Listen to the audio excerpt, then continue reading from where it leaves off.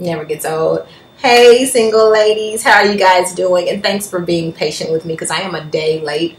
Last night, or yesterday, period, just kept going and going and going and going. And I looked up, it was after midnight. So I said, you know what? I may as well do the video while I'm awake. Yeah. So, how are you guys doing? How are your lender talks going?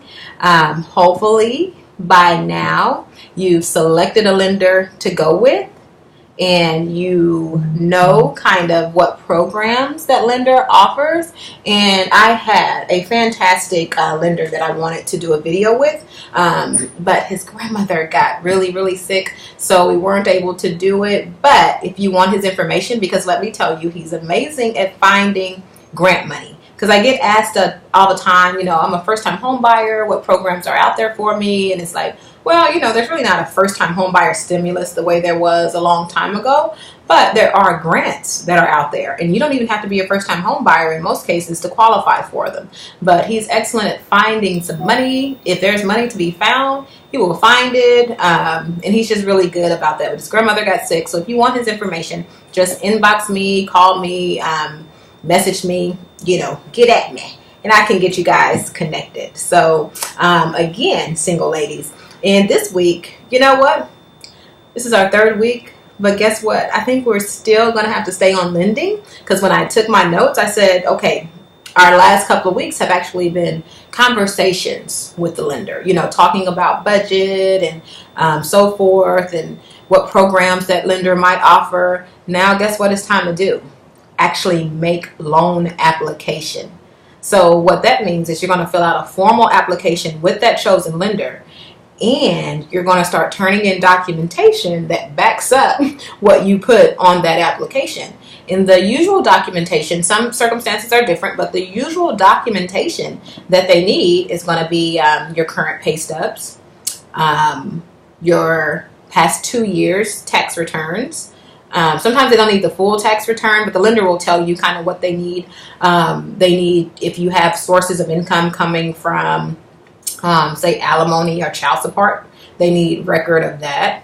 They have to go ahead and do a formal pull on your credit, which is fine. It won't hurt your score at this point, because remember, we found out our credit score before we ever even talked to a lender. So now they're going to actually formally pull your report. They're going to verify your employment. If you're renting, your rental history will be verified. So you'll need to have your information available. I'm sorry, I feel a sneeze coming on.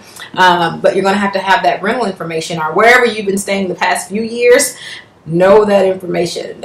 Typically what I notice is lenders are looking for 2+ years, but at minimum 2 years of job history and work history. So you want to have all those ducks in a row. Or know that information so that you can put it on the application, have the correct contact information so that that lender can easily verify employment and rental history. Especially if you're renting an apartment, you need to know exactly who they need to send that request over to. So the lender will give you a list of documents and things that they're going to need for you to turn in, whether it's your W-2s, tax returns, pay stubs, whatever they need. They're going to let you know, and it is so important and so critical that you get that information in, because that is how you get a solid approval. And a solid approval is so important to have before you ever start looking at a home. Our market in DFW is very active, very busy. Multiple offer situations are common, and you can't even submit an offer. Like I say, most sellers, if they're smart, or if I'm their listing agent, we're honestly not going to even entertain your offer unless it comes with a proof of funds, if you're buying all cash, or a very strong approval letter. And I'm going to call your lender, honestly, and I'm going to see exactly how far you've gotten in that process. Because if you've only gave that lender information over the phone, and maybe they've just pulled your credit, they can kind of pre-qualify you. That doesn't hold any weight here in DFW. We want to know that you've turned in everything to that lender and gotten all the way to the point where all you need to do basically now is find a home. Okay, so that's the point we want to get to. Another very good point that your lender will probably tell you, and if nobody tells you, I'm telling you, you don't want to do anything that would affect your credit in a negative way, or your what they call your debt to income ratio, meaning adding more debt to your credit. while you're trying to buy a home. It can be extremely detrimental. And you don't want to mess up your approval because you went and got a new credit card because you want to buy new appliances at Lowe's. We need to get the house first. Trust me, they will give you whatever you want after you obtain your mortgage. So it is very important that while you're in the process of doing your loan approval, you don't go buy a new car. You don't go open up any new trade accounts unless you were specifically advised to do so by the lender, because all those numbers that you turn in, they're looking at how much money you have coming in versus going out. And if you add a new car, a new $20,000 debt, thought I seen a net, sorry, a new $20,000 debt, that can knock off your debt to income ratio, and now you don't qualify for a home anymore. So you want everything to stay pretty much status quo. The only things that we like to see are, say you got a big raise, that's okay. Make sure and let the lender know that. But everything else that, like I said, could negatively affect your credit, you don't want to do while you're doing your loan approval for a mortgage. And if whenever in doubt, all you have to do is ask your lender, hey, I'm thinking about doing this. Should I buy it? Can I buy it? And they will tell you. More than likely the answer is going to be no, but at least you have the answer and you haven't done something that's going to jeopardize your mortgage. Another thing is people change jobs. That is just fine. You can change jobs, or maybe you're relocating to the city and you're going to be working, already have a job when you get here. The lender is concerned with or the lender isn't concerned with job changes.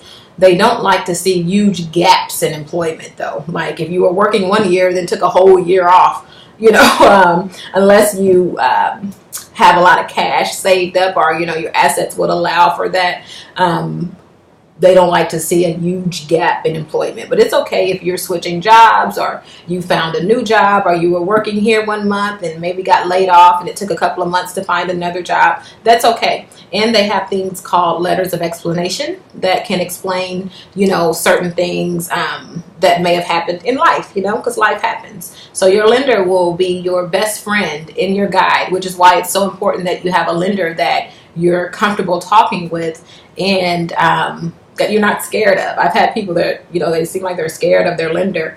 You don't want that. So, excuse me. So yeah, you want somebody that you can be very comfortable with, because you're going to have to talk to them a lot. So we're still on lending, but trust me, we are almost there. This is like the final stage of our lender talk, and you're actually making a loan application to find out, hey, money people, will you guys loan me the money to buy my home and I'll pay you back? That's in essence what your mortgage is. So, and you want to look very good on paper. You want your credit score as high as it can be. It goes a long way, a super long way. So this is our final week of talking with the lender, but it's okay. The lender will be there through the whole entire transaction, and the good ones even stick around after closing for if you need a refinance or something like that. So we are almost ready to hit those streets, ladies, and start looking for a home. But right now, before we do that, we need to be armed with a super strong approval letter where all we have to do is go find that home. Okay, single ladies? So keep talking with that lender and tell them, hey, I like you. I'm ready to make a full application. And let's see if we can get approved. All right, as usual, like, comment, share, inbox me, call me. I'm here. It's what I'm here for. It's what I do 24/7. And yes, I have a fro. And can you guys just take a moment and appreciate this fro? I do. All right, single ladies. See you next week.